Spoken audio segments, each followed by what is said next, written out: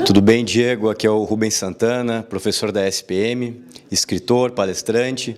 Estou aqui no Café com os Lojistas, tratando de um tema muito importante que diz respeito ao comportamento de compra do consumidor. Vim falar como é que funciona o processo de decisão, como é que as pessoas escolhem entre os produtos e de que forma que a gente pode melhorar a gestão das lojas, a gestão do varejista, para que ele consiga estar preparado para essa transformação digital que a economia está passando, essa mudança nos hábitos do consumo. Todos os empresários têm que estar atentos ao que está acontecendo hoje em termos de inovação e transformação digital. O varejo físico ele tem que ficar cada vez mais conectado com o online e a gente não pode mais criar barreira entre esses ambientes. Então, não existe mais a distinção entre o on e o offline. É tudo a mesma coisa. Aí eu pergunto para você que é lojista, como é que você está preparando o seu negócio? Então, eu queria de antemão agradecer ao Cindy Lojas pela oportunidade. É sempre muito gratificante estar discutindo essa temática e principalmente fomentando a economia para que as empresas se preparem para essa grande mudança que a gente está enfrentando. E enxergue isso aí como uma oportunidade de elevar o status, melhorar a execução das suas empresas. Eu estou muito feliz de estar aqui e tenho certeza que vai ser um grande evento. Um abraço a todos.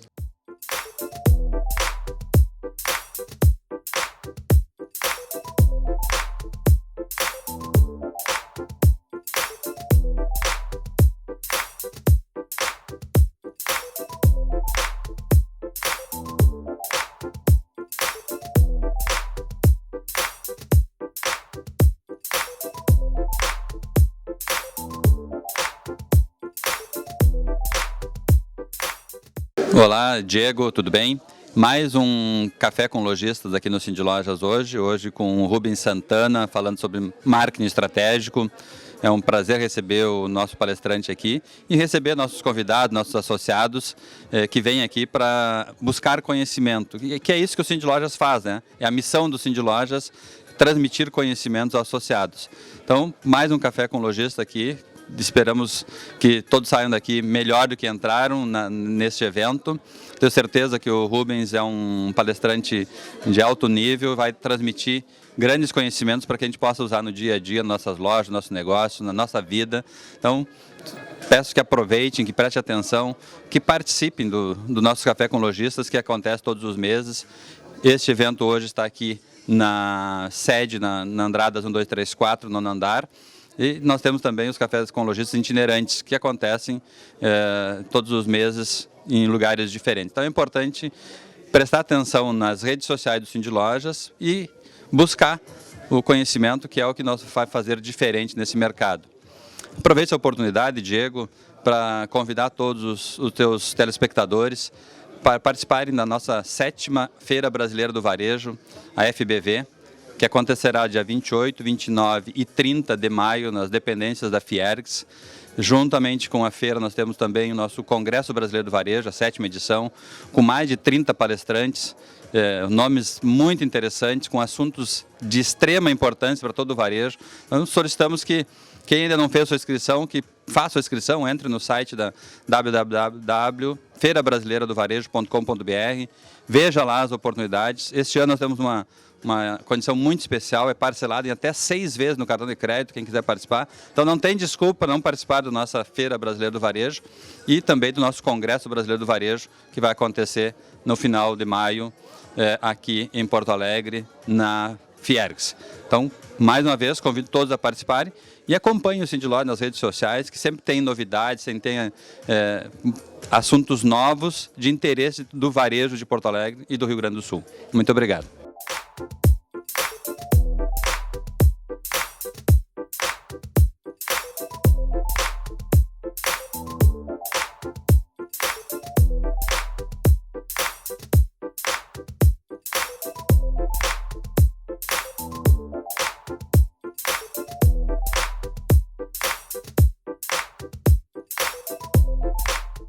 Bom dia, Diego. Estamos falando aqui do Cindy Lojas Porto Alegre, Alexandre Peixoto. É muito bom tê-lo aqui conosco nesse programa, no nosso Cindy Lojas, no Café com Lojistas, hoje com o Rubens, falando sobre neurociência aplicada ao varejo. Mas eu queria falar também sobre a nossa FBV. Nós, no dia 28, 29 e 30 de maio, estaremos na Fiergs com a Feira Brasileira do Varejo, na sua 7ª edição. Vai ser uma feira com muitas atrações, muita coisa para os visitantes, Varejo Now, Trend Store, RS Moda, Nós, com um congresso com mais de 30 palestrantes, a ideia realmente é movimentar Porto Alegre, trazer muita coisa com que o lojista possa ver o que tem de mais importante no mundo hoje para aplicar nas suas lojas. Então, eu sou muito feliz, vai ser um evento grandioso. Espero contar com a tua presença por aqui também. Um abração para ti.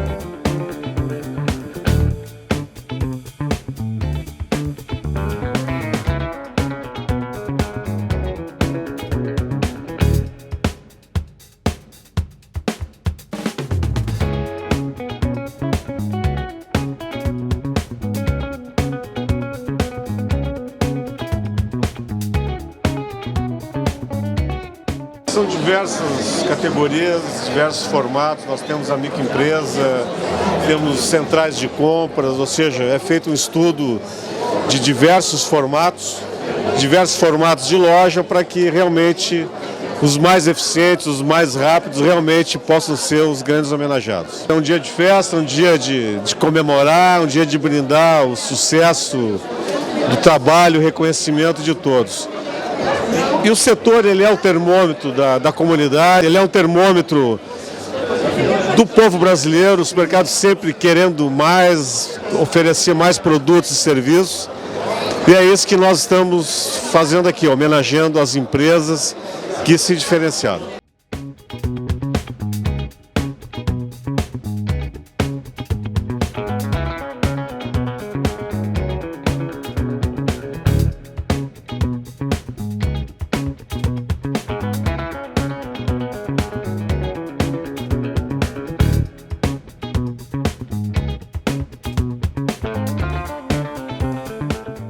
Os nossos agradecimentos mais uma vez ao Diego Casagrande, nosso grande amigo, nesta cobertura que ele está fazendo do Ranking Agas 2018. Obrigado, Diego, um grande abraço a você, será uma grande noitada.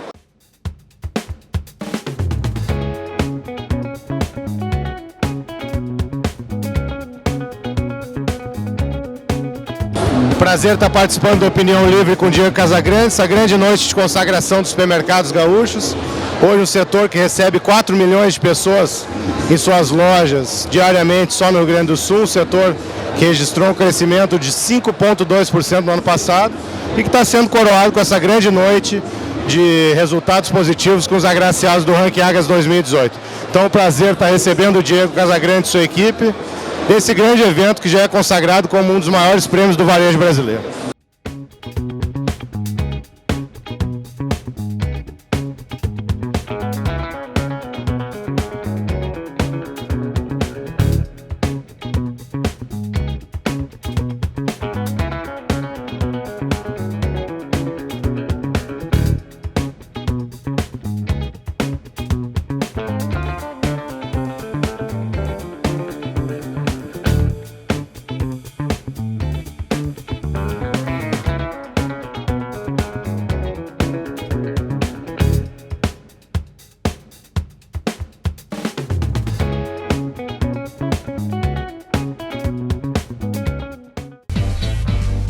Aqui Diego Casagrande, conversando com vocês direto de Orlando, na Flórida, nos Estados Unidos, sempre trazendo pessoas inteligentes, interessantes aqui para o programa. E eu converso agora com o promotor de justiça, Dr. Bruno Carpes, que está em Porto Alegre. Dr. Bruno, boa noite. Boa noite, Diego. Uma satisfação voltar a conversar contigo e uma boa noite aos nossos telespectadores. A sua impressão aí desses primeiros momentos do governo Bolsonaro, não completamos ainda um mês. Bom, a respeito da segurança pública ainda temos pouco de concreto, mas com base nas declarações inaugurais do ministro de Justiça, Sérgio Moro, as impressões são muito boas, porque nós vínhamos numa tradição de frouxidão e muita leniência na legislação criminal, né? Tudo que cerca a segurança pública. E a sinalização, por exemplo, do fim da progressão de regime para quem integrar a organização criminosa, que hoje, na verdade, às vezes faltam provas, mas, na verdade, nós sabemos que a grande maioria dos criminosos pertencem direta ou indiretamente a alguma organização criminosa. Né? Nesse ponto, eu, por exemplo, sou radicalmente contra o sistema progressivo. Eu acho que o sistema progressivo ele é atrasado, ele coloca em primeiro plano o que é o fim imediato da pena e não imediato, que é a chamada ressocialização, que eu prefiro chamar de uma reintegração, algo que ligue mais ao indivíduo, porque o indivíduo só vai deixar de largar o crime se ele tomar essa decisão, que é sempre racional, né? Então, temos esperanças, né, com essa nova visão de segurança pública, com bons estudos, gente aqui do Rio Grande do Sul, muito boa, que entende, por exemplo, de análise econômica do crime, que é algo que nunca foi seriamente debatido nos governos, que é ver o criminoso como agente racional e não como um sujeito que é alienado, que não entende muito bem o caráter ilícito de sua conduta. Eu acho que o discurso tem vindo bem. Agora vamos esperar, né, vai ver o que virá no pacote.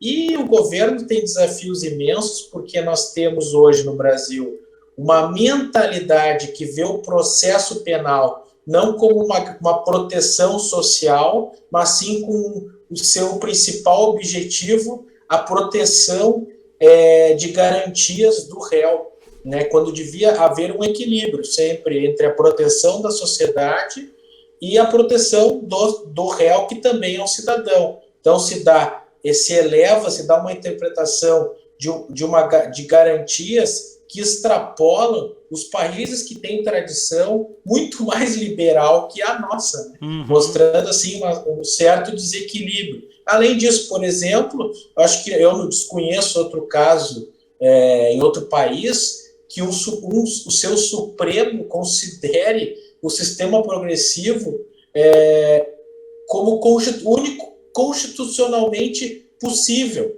porque quando ele já afirmou algumas vezes, em outras configurações, nessa nova configuração nunca foi testada, de que não se poderia terminar com o sistema progressivo com base no princípio da individualização da pena. Só que esse princípio advém, né, desde o tempo do direito romano, que é dar a pena conforme a sua culpa. Não tem a ver com a política criminal. Escolher um sistema progressivo, isso é questão de política criminal que devia ficar ao largo do poder judiciário. Isso é matéria do poder legislativo. Então, nesse caso, eu vejo nessa visão deturpada, a meu ver, do princípio da individualização da pena, acaba o poder judiciário fazendo política criminal. E isso, num sistema tripartite de poderes, não deveria acontecer. Claro. O discurso do juiz Sérgio Moro foi uma coisa realmente espetacular. Ele conhece muito, ele sabe muito, né? Ele é um estudioso, ele é um técnico, ele é também um patriota, alguém que quer fazer a coisa certa. A questão é o seguinte, né? Por onde começar? O Brasil está muito esculhambado e vem sendo, né, doutor Bruno Carpes, esculhambado há muito tempo, há décadas. O Brasil é mais ou menos como a Alemanha ou o Japão pós-Segunda Guerra. Nós precisaríamos de um super plano Marshall aqui, né? Exato. Só que a gente vai ter muitas resistências para mudar, inclusive as coisas que estão erradas. Por isso que eu propus esse questionamento aqui para o senhor. Como fazer a criminalidade cair no Brasil? Diego, nós temos que lembrar sempre que o fenômeno criminoso ele é multifatorial. Nunca se vai explicar o fenômeno por um enfoque apenas. Sempre que se fala, eu vejo assim, vem o enfoque da educação, isso é um fator que permeia o fenômeno criminoso, ele jamais explica, porque se o fato de não se ter educação gerasse criminalidade, o século XIX, onde a grande maioria das pessoas eram analfabetas, seria um século onde teria muito mais crimes que o século XX, e não é isso que se verifica, né? Nós vivemos uma criminalidade em massa que o Brasil nunca teve, em termos tão grandes. Então, e aconteceu no Brasil, houve uma derrocada do sistema judicial criminal como um todo. E o que é o sistema de justiça criminal como um todo? É o sistema de polícia investigativa, é o processo penal em si, a persecução penal, e o sistema prisional, a execução da pena. Tudo foi solapado no Brasil. Nós tivemos o sucateamento das polícias, por exemplo, Diego, é um dado que não é falado. As denúncias do Ministério Público, mais de 95% advém de prisões em flagrante. O que isso quer nos dizer? Que muito pouco vem de investigações com inteligência, com grandes operações. Isso ainda é fato raro. A polícia está sempre esperando que o flagrante ocorra, e daí a polícia militar, a Brigada Militar no Rio Grande do Sul, consiga prender o criminoso, para daí o delegado de polícia, com base no flagrante, fazer o seu inquérito, que já está praticamente feito pelo próprio flagrante. Isso mostra o quê? Porque quando se há uma investigação, se precisa de um instituto de perícia, se precisa de aparatos tecnológicos, e de inúmeros aparatos que não existem mais, que pouco existem, né? Eu falo o exemplo do caso, nós não temos, temos muito pouco hoje o próprio exame papiloscópico, né? Que é a impressão digital. Eu já vi agentes peritos no desespero tentando fazer com durex, né? Nos casos que tem. Então, tem, por exemplo, colegas meus do Rio de Janeiro, cidade com maior número de homicídios, com grave crise de segurança, que em 20 anos de júri nunca pegaram um processo com exame papiloscópico, com impressão digital. Isso mostra o quê? Ou não houve um interesse, quem que deve aparelhar a polícia? O Poder Executivo. O Poder Executivo deixou a polícia em pleno abandono. Hoje os delegados de polícia são verdadeiros heróis, eles trabalham de forma artesanal ainda, muito por falta de recursos materiais. Então, depois, um sistema de justiça que vem sendo enfraquecido por ideias erradas, por ideias que colocam a ideia sempre colocam um problema no percurso entre a liberdade para se chegar até a culpa, sempre se coloca um desvio ali no meio. O Brasil tem uma facilidade enorme de achar nulidade em processo. Então, faltou por exemplo, nós temos uma coisa que só o Brasil tem. Não pode o réu ficar algemado na frente do juiz. Ou seja, quem é que inventou isso, hein? Supremo Tribunal Federal, súmula vinculante. Então, veja, é como se o juiz fosse um débil mental, que pelo fato do criminoso que ele prendeu estar algemado na frente dele, isso vai influenciar na sua psique para depois dar a sentença condenatória. Veja a estupidez de uma ideia dessa. Eu desafio um outro lugar do mundo decente que o juiz não possa mandar algemar. Ou seja, aí tem que justificar em ata que os agentes penitenciários alertaram que podia colocar a audiência em risco, a segurança da audiência em risco, precisa justificar em ata, os advogados ainda questionam isso, dizendo que não era necessário, e ficam os tribunais depois discutindo se era ou não necessário o sujeito está algemado na Doutor audiência. Bruno, Então nós temos... eu vi um caso aqui, agora nos Estados Unidos, tá até na internet isso, o sujeito, veja que coisa interessante, o sujeito estava sendo acusado de um crime e tal, ele estava algemado na audiência, e ele não parava de falar. Ele estava com aquela algema que tem uma corrente na cintura e eles algemam e prendem as mãos do cara na cintura. E o juiz mandou várias vezes ele parar de falar porque ele estava atrapalhando a audiência. E ele não quis saber e ele não parava. O juiz mandou botar uma fita tape na boca dele. O senhor acredita nisso? Sim. Aqui já seria uma violação ao princípio da dignidade humana. É, claro. Aqui mandaria soltar o cara, inclusive. O juiz manda botar uma fita tape. Até eu fiquei um pouco, até certo ponto, um pouco chocado, porque nós não estamos acostumados. Porque o juiz disse, parece que o juiz disse para ele que ele tinha a opção de sair da corte, né?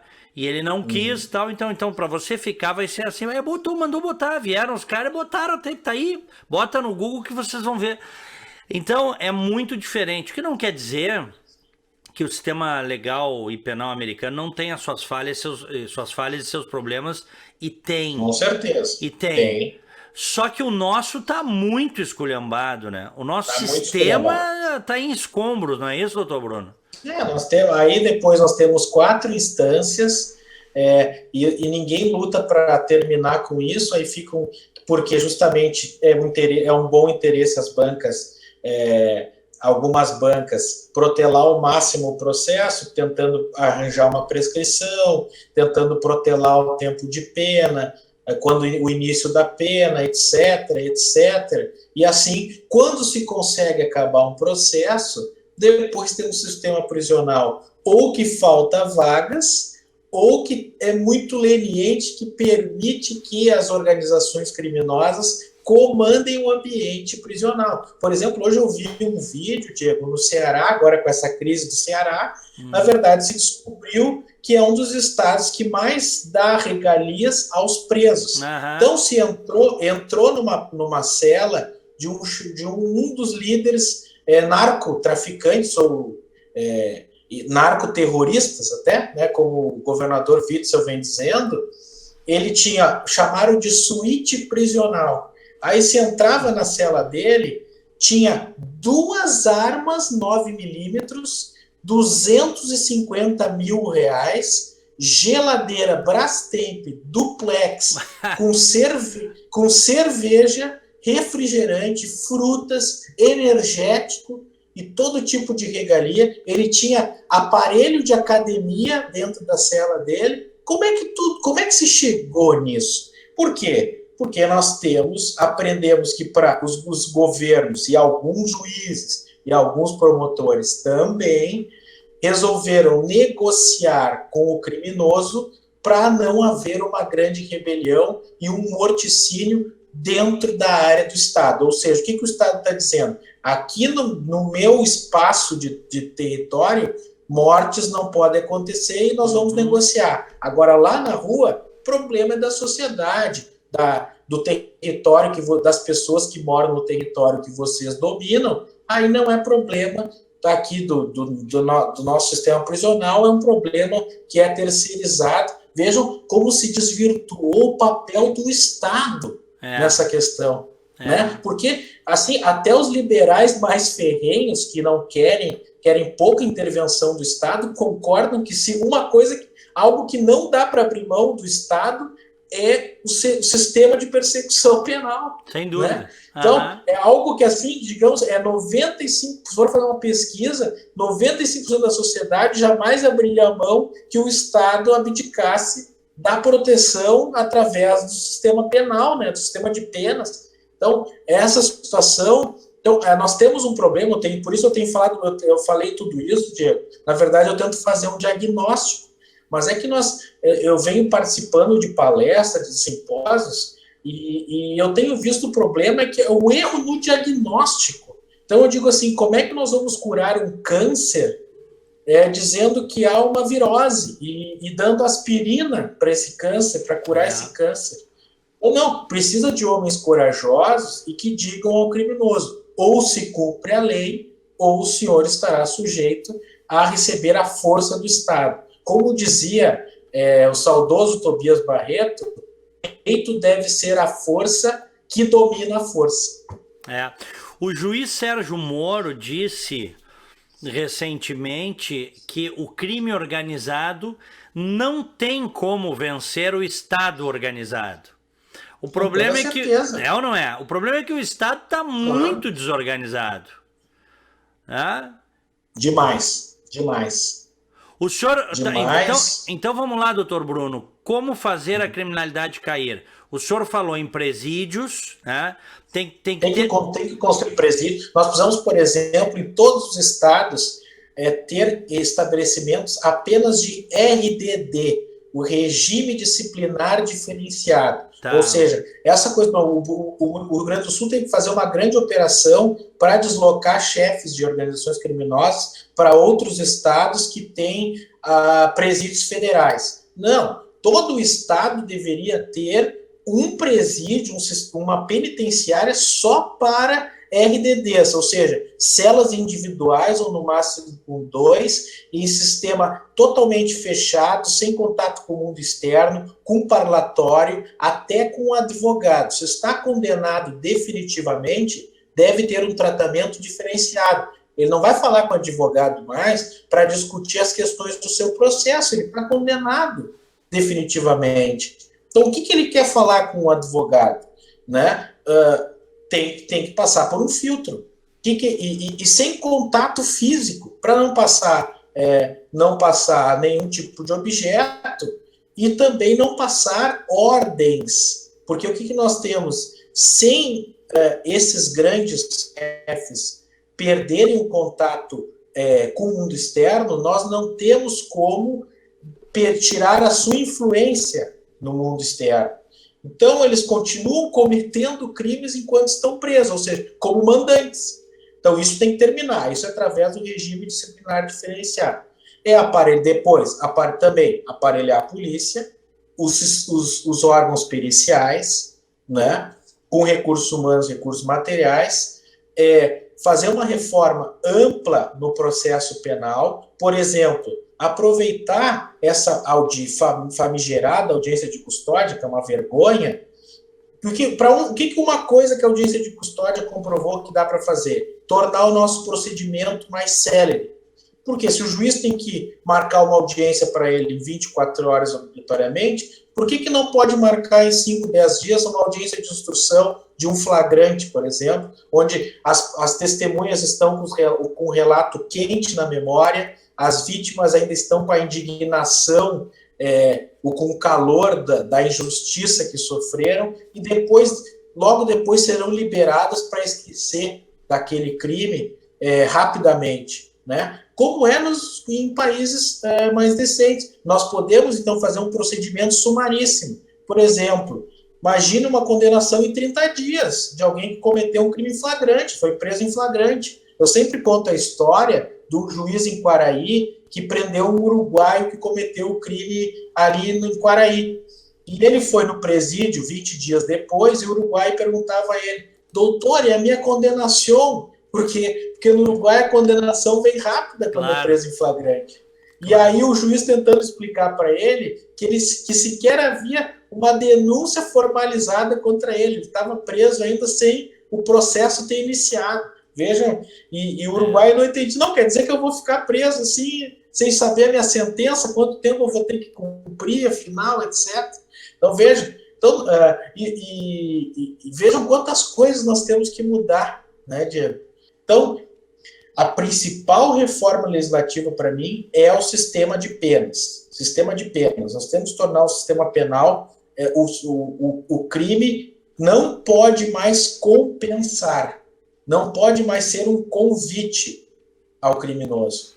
E parar também com a questão de achar que crime pequeno deve ser punido com pena alternativa. É melhor cumprir em 15, 30 dias de prisão, isso está comprovado nos Estados Unidos, com a lei da tolerância zero, que é a teoria das janelas quebradas, do que um processo moroso que vai gerar uma condenação estapafúrdia, que é de 1 mês cumprindo 7 horas por semana de prestação de serviço à comunidade, que geralmente é ficar dentro de um órgão público para ajudar em algum serviço burocrático. Então, eles dão, então é o seguinte, eles dão risada da cara do cidadão de bem.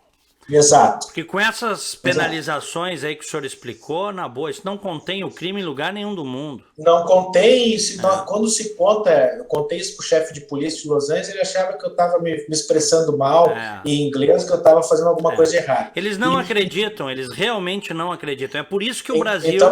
Por isso que o Brasil, infelizmente, é um país conhecido no mundo só pelo carnaval e pelas bundas das mulheres dançando na beira da praia e na escola de samba e pelo futebol. Porque... E como paraíso de criminosos, né? Paraíso da bandidagem. Já vieram para cá porque sabem que aqui terão guarida. O último caso é o Batiste, né?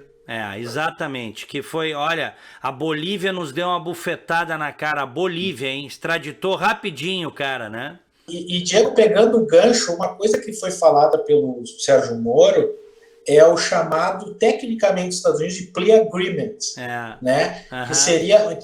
Que é conhecido pelo jargão de plea bargaining, né? Que seria a barganha entre a defesa e a acusação, etc. Eu, nos moldes atuais do processo penal brasileiro, sou contra. Porque, imagine, nós com esse sistema penal tão frouxo, o promotor ainda vai ter que negociar com o criminoso e com a defesa uma pena mais frouxa do que em abstrato ele vai ter. Então, e pior... Isso aí, hein, doutor Bruno? Isso aí só funciona... desculpa abrir um parênteses aí, isso aí só funciona se você tem penas duras. Aí o bandido vai olhar e vai dizer assim, bom, é negócio fazer um acordo. Né? Exato. Não. E na real situação eu digo o seguinte, não vai ser sequer interesse da defesa fazer um acordo. Porque por que eu vou cumprir logo essa pena se eu posso tentar cavar uma prescrição, cavar uma nulidade, se eu posso arrastar esse processo por anos, etc. E depois, se vai gerar, digamos, uma prestação pecuniária, que é uma das penas alternativas, é pagar uma multa, 2 salários mínimos. E ele pode dizer assim, ele pode dizer o seguinte para o seu cliente, o advogado bem instruído e conhecedor do sistema: olha, é melhor tu já reservar esse dinheiro, colocar numa aplicação para pagar daqui 5, 6 anos, e ainda por cima tu vai até ganhar um dinheirinho com essa aplicação, porque tu vai ganhar mais do que a correção monetária do salário mínimo de agora, que tu vai ter que pagar depois. Doutor Bruno Carpes, promotor de justiça, sempre uma grande satisfação conversar com um amigo. Enfim, vamos conversar mais vezes aqui na internet também, no rádio, sempre uma satisfação. Obrigado. Com toda certeza, Diego, a segurança pública envolve inúmeros fatores e conforme os projetos forem surgindo, os debates virão e nós podemos aí, quem sabe, contribuir para clarear essas questões que o cidadão quer saber, afinal, como vai ser as punições para os criminosos, porque o cidadão brasileiro não aguenta mais tanto criminoso na rua. Nós queremos isso. Impunidade mata. Nós queremos terminar com a impunidade no Brasil. Lugar de bandido bom é bandido na cadeia. Grande abraço. Muito bem, grande abraço.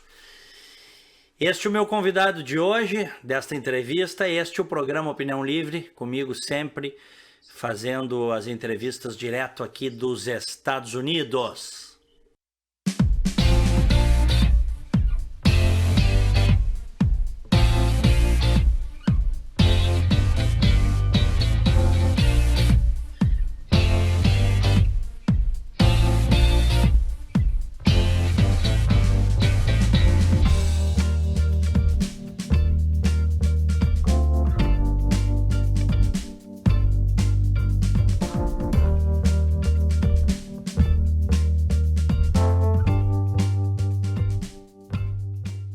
Sistema Fê Comércio RS apresenta a energia que circula, o clima que vira, a força que rola, o aperto que passa, a ideia que troca, a gente que toca, o desejo que anda. o tanto que gera a vida que gira.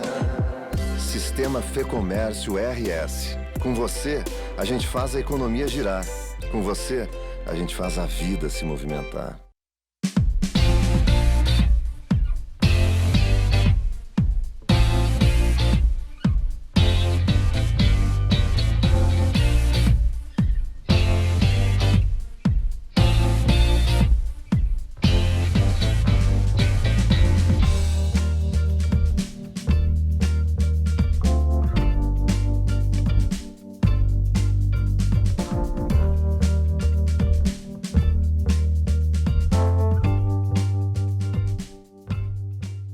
Pessoal, alô amigos, alô Brasil, alô brasileiros espalhados pelo Brasil e pelo mundo.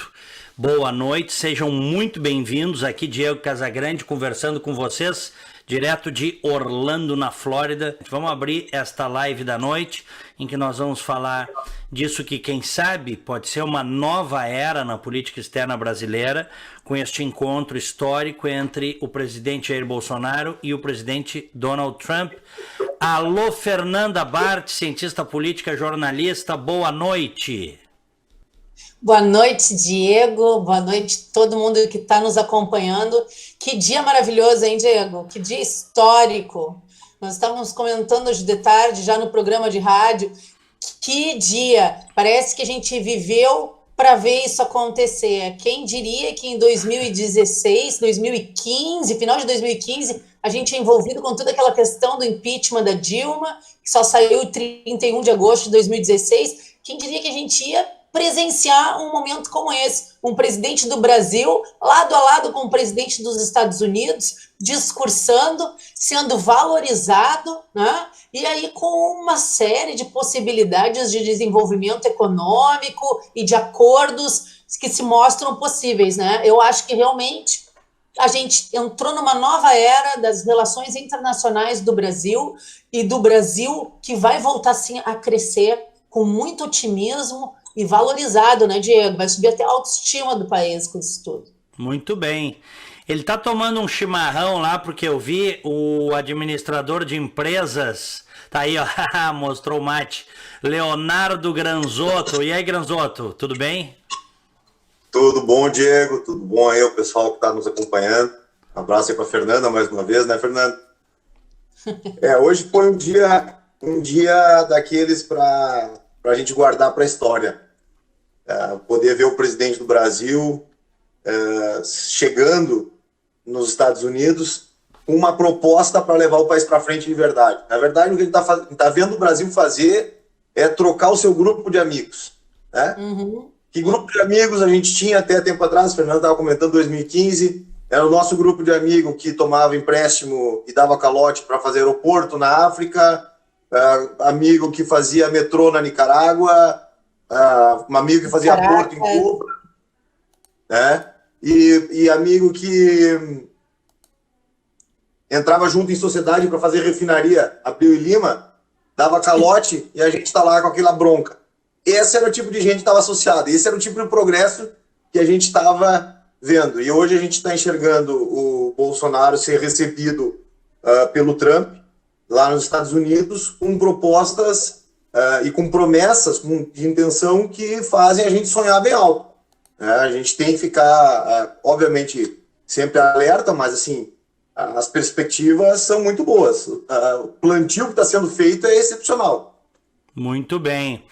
Bom, a sensação que eu tenho é que nós fomos convidados a subir um degrau na escada, né, Diego?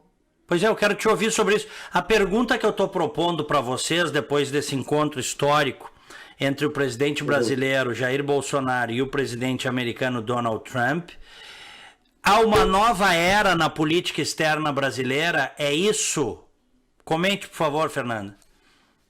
Eu acredito que sim, Diego. Eu acho que a gente pode, sim, no momento em que nós resolvermos deixar para trás a liderança dos emergentes, mesmo que seja para ser da lanterninha dos desenvolvidos, já é uma evolução.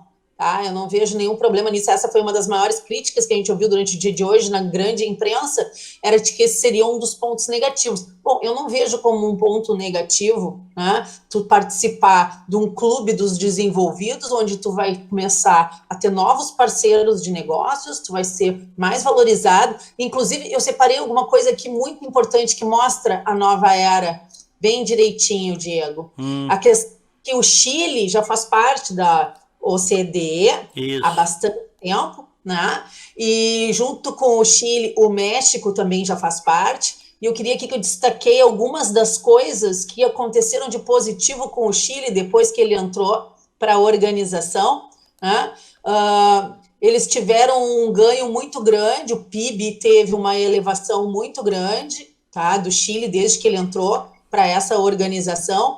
E eles tiveram, obviamente, que se adaptar a uma série de novas regras internacionais para poder fazer parte do grupo, inclusive regras que são muito mais severas em relação à corrupção, à transparência, né? E eu não vejo isso com outros olhos que não seja algo extremamente benéfico e positivo para o Brasil. A resposta nós vamos ter em junho, julho ali, se o Brasil vai ser aceito ou não. Mas eu acho que se for aceito, né, vai ser um ganho para nós, é um ganho diplomático para o Brasil, é um ganho de novos horizontes que se abrem, né? Obviamente, o Leonardo, sempre tendo o cuidado que qualquer país em desenvolvimento tem que ter, né, de não dar um passo maior do que as pernas. Mas eu imagino que essa entrada na organização, conjugada com a aprovação das reformas no Brasil, a gente já consegue ver na própria viagem que o Bolsonaro fez agora aos Estados Unidos, o sentimento no Brasil de otimismo, inclusive nos mercados, né, fazendo a Bolsa de Valores atingir um recorde, né, histórico, e pelo jeito ela não vai parar de subir, né? As pessoas veem um país que está dando um passo em frente e deixando para trás aquele passado nebuloso, escuro, que a gente viveu nos últimos 14 anos, né, Diego? O Granzotto trabalha com comércio exterior já há bastante tempo, viaja bastante. Do ponto de vista dos negócios, hein, Leonardo Granzotto, qual é a tua expectativa? Porque foi dito, né, o presidente Trump falou, o presidente Bolsonaro falou também, que vai haver um incremento dos negócios entre Brasil e Estados Unidos. O Trump, inclusive, no ano passado já tinha reclamado, vocês vão lembrar, de que o Brasil era um país muito fechado para as empresas americanas. O Trump reclamou, tá? Aliás, o Brasil é muito fechado para todo mundo. O Brasil é um horror, né? É nós. Exatamente. Mas então eu quero ouvir de ti, Granzotto, tu que lidas com o comércio exterior, fala aí a tua visão desse encontro. Não, com relação à parte comercial, Diego, eu não tenho dúvidas de que isso vai fazer... É uma reviravolta. Eu estava dizendo, não é você enxergar alguém remando mais forte, não. Está sendo remado para o lado contrário. A gente está sendo tirado do caminho do abismo, né? E essa aproximação que está sendo criada, que está sendo trazido... Vamos começar só pela questão dos vistos, né? Os vistos, levantar os vistos dos americanos e de outros países, significa tu permitir uma quantidade gigantesca de pessoas que tinham por interesse visitar teu país, mas que enfrentavam uma barreira já de começo, diziam, bom, entre eu comprar uma passagem para onde eu preciso de um visto e para onde eu não preciso, eu vou para outro lugar. Vou dar um exemplo para vocês. Me lembro que uns amigos meus, em época de lua de mel, queriam ir para o Caribe, podiam ir para o México, precisavam de visto, por causa dos Estados Unidos, eles não queriam fazer, foram, não me lembro para qual dos países ali do lado. É a mesma relação. Então, assim, há números que indicam que em torno de... pode aumentar 4 vezes o número de americanos vindo ao Brasil. Vem com dólares, vão gastar, vão se divertir, isso movimenta a economia. Essa queda da burocracia só facilita a vida do pobre, daquele que não tem condições, que não tem condição de vencer a burocracia. E não é do americano que isso vai ajudar. O americano vai vir gastar dinheiro no Brasil. O que acontece? Esse exemplo mostra como pode ser feita uma mudança e como pode beneficiar um país uma mudança simples, né? Só que fora isso, a gente está vendo lá eles comentando com relação ao CDE, essa parceria da base de Alcântara, e enfim, o presidente brasileiro representando o nosso Estado, chegando nos Estados Unidos e se apresentando como, sim, eu quero ser um parceiro comercial, sim, eu tenho interesse, sim, eu enxergo os Estados Unidos como um amigo, como um parceiro. O que a gente vinha tendo até então, e isso representa muito a nossa liderança nos emergentes, a nossa questão de ficar afastado da OCDE, de não buscar essa aproximação, não buscar a aproximação dos Estados Unidos. Né? Exato. Isso aí era uma questão muito ideológica. Não, eu não quero Estados Unidos. Estados Unidos é os yankees imperialistas, eles querem nos explorar. Bom, deixa que o Estado nos explore, que o brasileiro, o governo aqui nos explore, que é isso que acontece. Agora, esta aproximação que a gente está vendo já traz para o investidor internacional muita confiança, né? Eles estão vendo com otimismo. Bom, agora a gente está vendo que no Brasil as coisas mudaram de rumo. Eles não são mais, não estão aparentando trabalhar olhando para nós como se fôssemos perversos. Não, eles estão vindo para cá buscando parceria. Então, ótimo. Isso vai fazer com que muitos americanos venham para cá. Da mesma maneira, essa onda de otimismo, como a gente vinha falando, vai facilitar que as reformas aconteçam no Brasil. E talvez a gente entre nesse ciclo de prosperidade, né, onde o otimismo permite que se façam reformas que vão melhorar a economia, que vai aumentar o otimismo, e esse ciclo virtuoso vem acontecer. Eu enxergo dessa forma. Para mim, isso é uma mudança de paradigma completa do que vinha fazendo. Os nossos governantes, os nossos políticos estavam se esforçando para colocar o Brasil num papel muito menor do que ele tem. O Brasil é um país de dimensões continentais, com língua única, sem conflitos territoriais, correto? Com uma economia estável, moeda única, cultura praticamente igual em todo o país, não tem grandes diferenças. Não tem nenhum outro país no mundo com essas características, exceto os Estados Unidos. E a gente estava fazendo um esforço muito grande de colocar o Brasil num buraquinho. Eu enxergo, então, agora uma mudança completa de rumo, onde a gente está chegando, se apresentando para o país mais forte do mundo. Não vamos longe, né, Diego? Só a Califórnia, nos Estados Unidos, separada, seria a quinta economia do mundo. Eu acho que a Califórnia é três vezes do Brasil. Parcerias, Leonardo e Diego, que o Brasil pode ter com o Vale do Silício, com a troca de tecnologia, de conhecimento, a própria questão do ensino, né? Melhoria do intercâmbio, da troca de troca científica. Ou seja, a gente parece que dá um passo à frente, deixa para trás aquele ranço ideológico, tá, que o governo anterior tinha em relação aos Estados Unidos, e parece que a gente atinge um grau de maturidade maior. Né? Eu vejo que essa aproximação com os Estados Unidos, e por isso que a gente brinca dizendo que a questão é a da nova era, dá ao Brasil um passo em direção à liberdade de mercado, ao capitalismo de verdade, que não é o que a gente tem no Brasil, que é um capitalismo de compadrio, um capitalismo quase socialista, onde a gente é sufocado por altos tributos, porque eu imagino que até essa questão dos altos impostos brasileiros, ela vai ter que ser revista no momento que a gente entre na organização, porque ali, para a gente ter livre comércio, nós vamos ter que derrubar várias barreiras que nós temos hoje, né? Para a gente ter mais parceiros comerciais, entre essa lista maravilhosa de países que integram ali, o Brasil vai ter que fazer tema de casa, vai ter que acelerar algumas reformas. E eu vejo tudo isso como muito positivo, é um motivo a mais para o Brasil dar esse passo em direção ao avanço. Eu estou vendo aqui que o Peru e a Argentina, Diego, eles tentam há muitos anos entrar para a organização e nunca receberam o convite, tá? O Macri, inclusive, o ano passado, fez uma nova solicitação, não foi respondido até agora. A Colômbia está em processo de adesão desde 2013, ou seja, nós não somos os únicos emergentes que estamos tentando entrar no bloco, né? Mas pelo menos a gente foi um aceno de um dos grandes líderes do bloco. Né? A questão do Chile foi tão incrível que depois que o Chile entrou para a organização, a taxa de desemprego caiu significativamente, o produto interno do Chile avançou de 12,7 bilhões de dólares para 13,3 bilhões de dólares em 5 anos no acordo, segundo o Banco Mundial. Tá? E o do México pulou de 5,6 trilhões para 9 trilhões, desde que entrou para a organização. Então, como é que nós vamos querer pensar em ficar de fora de algo assim? Diego, a Colômbia, que a Fernanda estava comentando, assinou em 2018 agora a adesão. Só que ela vai ser efetivamente membro quando ela conseguir implementar internamente essas mudanças que foram acordadas para a entrada dela na OCDE. Só que o interessante é que desde o momento que ela começou a participar e a buscar essa integração, já sinalizado que sim poderia, os resultados econômicos da Colômbia foram crescendo.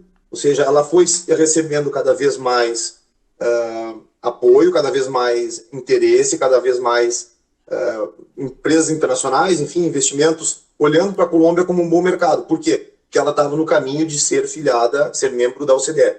Então, assim, não tem dúvida que isso vai ser bom para nós, né? Não, mas mais que isso, eu acho, não só como resultado, mas eu acho importante a gente olhar isso como uma mudança de rumo. Exato. É uma mudança de rumo. Eu acho que é isso que tem que ser pontuado, principalmente como resultado dessa visita do Trump do Bolsonaro ao Trump, perdão, é uma mudança completa de rumo. Antes olhado como inimigo e tratado como inimigo, agora sendo tratado como um potencial parceiro. Eu quero acrescentar mais uma coisa. Ali, quando o Chile entrou, ele teve que se adaptar, Diego e ouvintes. Para vocês terem uma ideia, eles tiveram que fazer uma série de regulamentações anticorrupção, inclusive acabar com o sigilo bancário de forma a eliminar qualquer tipo de evasão tributária do país. E as medidas contra a corrupção que estão no Chile hoje, elas foram grandes responsáveis pelo aumento do PIB do país, porque tu sabe que a corrupção é um ralo que escorre dinheiro, né? Então, imagina como isso poderia ser para o nosso país. Seria um acelerador em relação às reformas e às regulamentações que a gente tem que aprovar. E se tu for olhar para o passado, tipo, 10 anos atrás, 5 anos atrás, quem eram nossos parceiros preferenciais? Ninguém está dizendo que a gente vai deixar de fazer negócios com a China. A viagem do presidente com a delegação do Paulo Guedes já está marcada. É logo a seguir que vai acontecer. Não, e nem tem como deixar de fazer negócio com a China. Óbvio. É o maior comprador, maior comprador das commodities brasileiras. Exato. A gente tem que negociar com o maior número de pessoas possíveis. Só que assim, de maior número de países possíveis. Só que se tu for olhar para o passado, nossos parceiros, quem era? Angola, Nova Guiné Equatorial, República Dominicana, Uruguai, a questão da Bolívia, a Venezuela mesmo estando quebrada agora, havia uma predisposição absolutamente ideológica para o nosso relacionamento comercial, como líderes de um bloco do Foro de São Paulo, da União das Ditaduras. Exatamente. É uma coisa inacreditável. Vários desses países, que a gente já falou exaustivamente, que receberam recursos do BNDES para fazer obras de infraestrutura que o Brasil nunca recebeu, inclusive já passaram o calote no país, depois do impeachment da Dilma, dizendo que jamais vão pagar o que nos devem, sem contar a Bolívia, que ficou com a refinaria. E ninguém jamais fez algo para tomá-la de volta, ou que eles nos indenizassem pelo que eles levaram de dinheiro brasileiro ali. É uma mudança, o Leonardo está corretíssimo, é uma mudança de paradigma em relação à forma como nós vamos nos relacionar com o resto do mundo.